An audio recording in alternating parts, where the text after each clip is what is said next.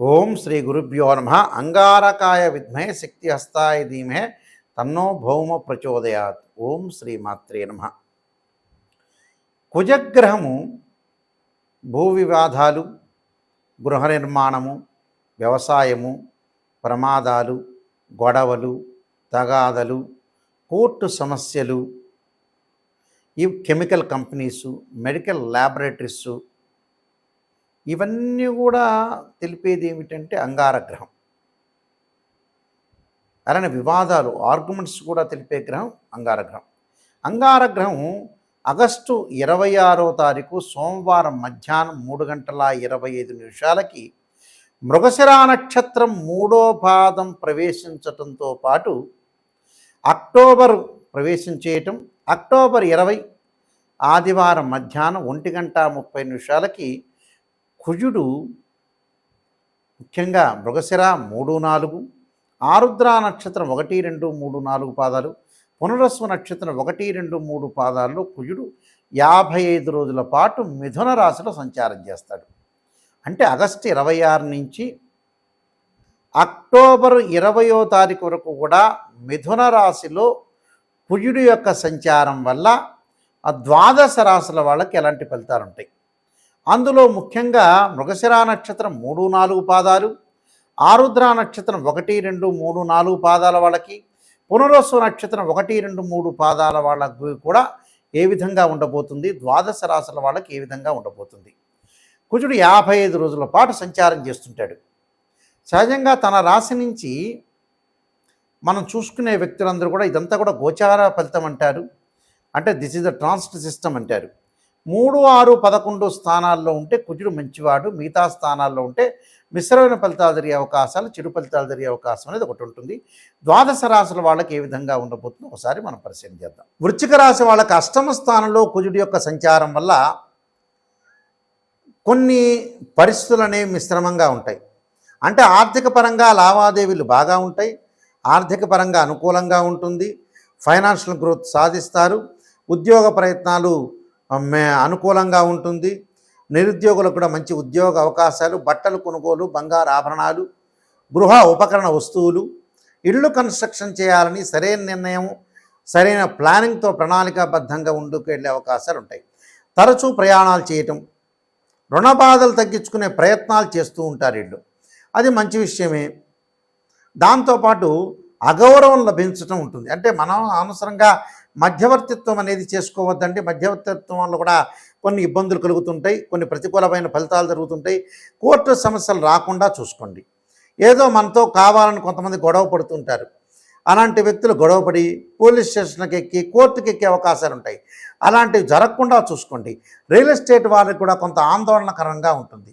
తొందరగా ప్లాట్ల ముడిపోవట్లేదు, లేకపోతే వాళ్ళ మధ్యలో వివాదాలు, రకరకాల ఇష్యూస్ మొదలయ్యే అవకాశం ఉంటుంది. కాబట్టి రియల్ ఎస్టేట్ వాళ్ళు కూడా కొంత ఆందోళన పడకుండా ఎవరు మంచి ఎవరు చెడ్డ అని తెలుసుకొని ముందుకు వెళ్ళండి. వివాహ ప్రయత్నాలు బాగుంటాయి. మంచి సంబంధం గల అమ్మాయి, మంచి అబ్బాయి లభించే అవకాశం ఉంటుంది. గతంలో ఎవరైతే వివాహ ప్రయత్నాలు చేయకుండా కొత్తగా మొదలుపెట్టే వాళ్ళకు కూడా మంచి సంబంధం హఠాత్తుగా రావటం, మొండి బాకీలు కూడా వసూలు అవుతాయి వీళ్ళకి. బంగారు ఆభరణాలు కొనుగోలు చేయటం, దానితో పాటు రోగం వల్ల కొన్ని ఇబ్బందులు కలుగుతుంటాయి. కార్య విఘ్నం, కొన్ని కార్యక్రమాలు కొద్దిగా లేట్ జరుగుతుంది. లేట్ జరిగినా ఆందోళన పడాల్సిన అవసరం లేదు. మన పిత్రార్జితమైన ఆస్తులు కలిసి వస్తూ ఉంటాయి. అంటే తండ్రి తరఫు నుంచి ఏదైతే ఆస్తులు ఉంటాయో అలాంటివన్నీ కూడా కలిసి రావటం, అగ్ని ప్రమాదాలు, చోర భయం, కొంతమందికి పెళ్ళిళ్ళకి వాటన్నిటికి వెళ్తుంటే దొంగతనాలు జరుగుతుంది. అలాంటి విషయాలు కూడా కొంత శ్రద్ధ పెట్టండి. వాహనాల మీద వెళ్ళటం, గృహ నిర్మాణం చేపట్టడం, దేశ సంచారము, భూ వివాదాలకు పరిష్కారం అయ్యే అవకాశాలు ఎక్కువ ఉంటాయి. అంటే భూ వివాదాలు ఏదైతే మనం భూములు కొనుగోలు చేస్తామో అలాంటివన్నీ కొన్ని వివాదాలు జరిగి పరిష్కారం జరిగే అవకాశం ఒకటి ఉంటుంది. కాబట్టి ఇవన్నీ కూడా శ్రద్ధగా పెట్టి ముందుకెళ్ళటం వల్ల కొన్ని కళలో పీడలు జరగటం, దాంతోపాటు మధ్యవర్తిత్వం ఎవరైతే వర్తిస్తారో మధ్యవర్తిత్వం వహించి సిగ్నేచర్ చేసి సంతకాలు పెట్టి డబ్బులు ఇస్తామని చెప్పిన తర్వాత కూడా వాళ్ళు డబ్బులు ఇవ్వకుండా వీళ్ళ మీద పడే అవకాశాలు ఎక్కువ ఉంటాయి. అధిక ప్రయాణాల వల్ల కూడా కొంత నష్టం జరుగుతుంది. అధిక ప్రయాణాలు చేయొద్దండి. ఆరోగ్యపరంగా శ్రద్ధ పెట్టండి. అనేక సవాళ్ళు అనేవి కొన్ని ఉంటాయి. ఆ సవాళ్ళను అన్నిటినీ కూడా ఎదుర్కొని వీళ్ళు ముందుకెళ్ళటం మటుకు ఖాయం జరుగుతుంది. నేను చెప్పినట్టు పరిహారాలు చేయండి, మీకు ఖచ్చితంగా మంచి జరుగుతుంది. ఈ రాశి వాళ్ళందరూ కూడా అంగారకుడి యొక్క అనుగ్రహాన్ని మనం ఎప్పుడూ కూడా పొందాలంటే కొన్ని మార్గాలు ఉన్నాయి. వేదాల్లో చెప్పినట్టుగా అంగారకుడి యొక్క జపం చేసుకోవాలి. ఏం జపం చేయాలి? అంగారకుడి యొక్క గాయత్రి మంత్రం ఉంటుంది, అంగారకుడి యొక్క శ్లోకము ఉంటుంది. మంగళవారం రోజున ప్రాతకాలంలో కానీ ప్రదోష కాలంలో కానీ చేయాలి. ఏ మంత్రాలు చేయాలి? అంగారకాయ విద్మే శక్తి అస్తాయి ధీమే తన్నో భౌమ ప్రచోదయాత్ అనే మంత్రాన్ని, ధరణీగర్భ సంభూతం విద్యుత్కాంతి సమప్రభం కుమారశక్తి అస్తంచ మంగళం ప్రణమామ్యం అనే మంత్రాన్ని చక్కగా చదువుకోవాలి మంగళవారం పూట. అంటే ప్రతి మంగళవారం కూడా 21 సార్లు కానీ 27 కానీ 54 కానీ 108 సార్లు కానీ చదవటం చాలా మంచిది. ఒక మంగళవారం రోజున మనం చేయాల్సిన పని ఏమిటి అని అంటే రాహుకాలంలో దీపం పెట్టాలి. ఒక మంగళవారం చక్కగా ఎప్పుడు పెట్టాలి? కుజహోర ఉంటుంది ప్రాతకాలంలో, కుజహోరలో పెట్టడం ఒకటి.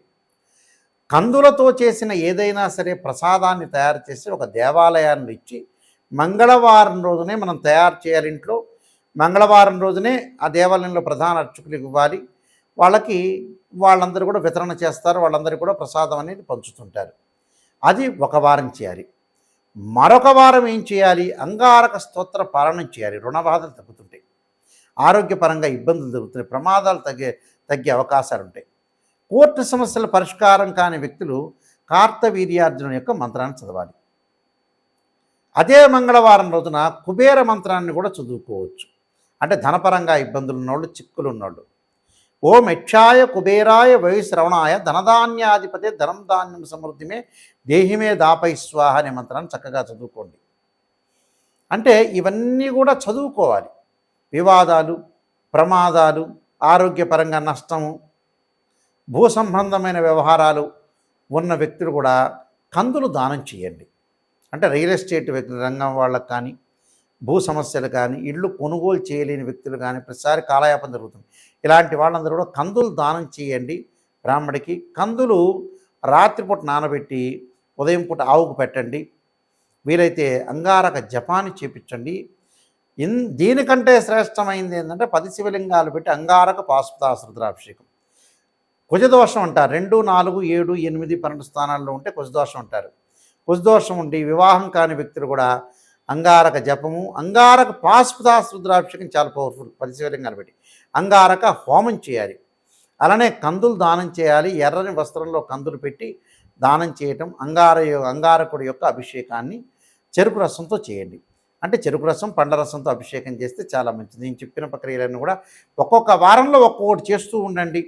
ఎందుకంటే మనకి 55 రోజుల కాలంలో చాలా మంగళవారాలు వస్తాయి కాబట్టి అప్పుడు చెయ్యండి. చేస్తే చాలా మంచి జరిగే అవకాశాలు ఉంటాయి. సహజంగా కుజుడు 45 రోజుల పాటే ఉంటాడు. ఈసారి ఏంటంటే ఒక రకంగా ఒక 55 రోజుల కాలం పాటు కుజుడు ఉంటాడు కాబట్టి మనం చక్కగా అంగారకుడి యొక్క ప్రార్థన చేస్తే మనకి అన్ని మంచి జరిగే అవకాశం ఒకటి ఉంటుంది.